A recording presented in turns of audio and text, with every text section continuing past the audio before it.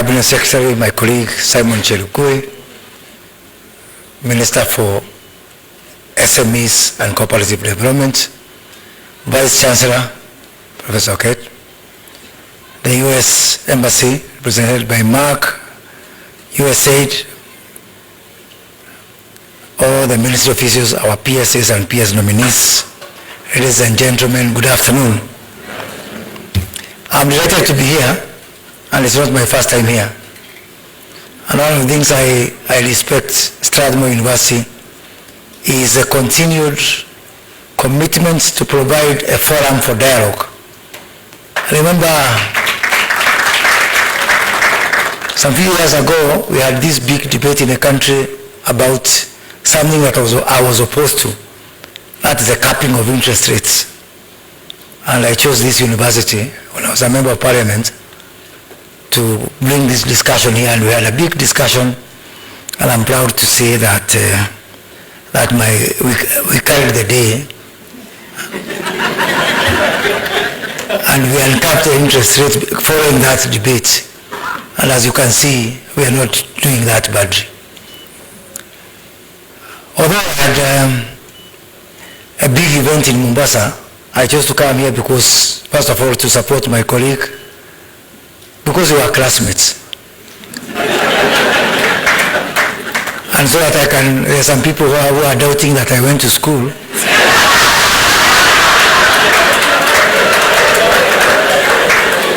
So I think it was a good opportunity to produce an exhibit.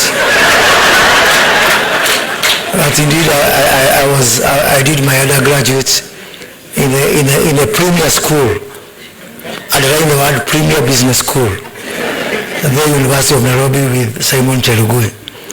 And it's not an accident that His Excellency President William Ruto chose to give us twin ministries. Myself in trade, investment and manufacturing, I'm in industry, and Simon Chelukwe in SME and cooperatives.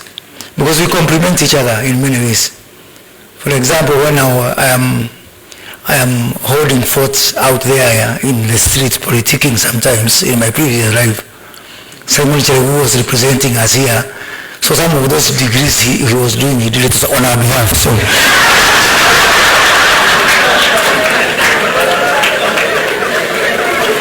And that's how life is. Life is about complementarity.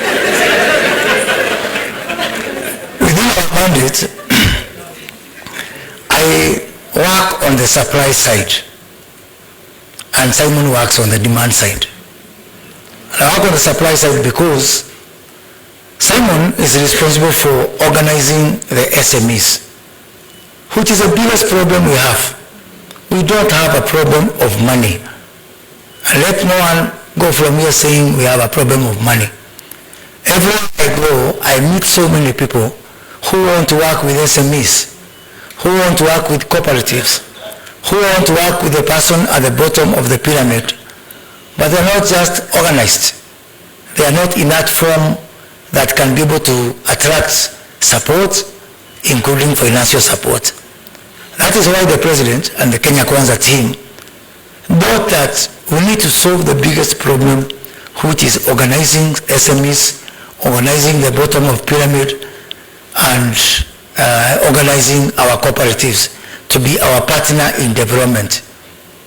And they chose, they went around and they said, who would this it has to be a person above average. So they chose the University of Nairobi to provide that person.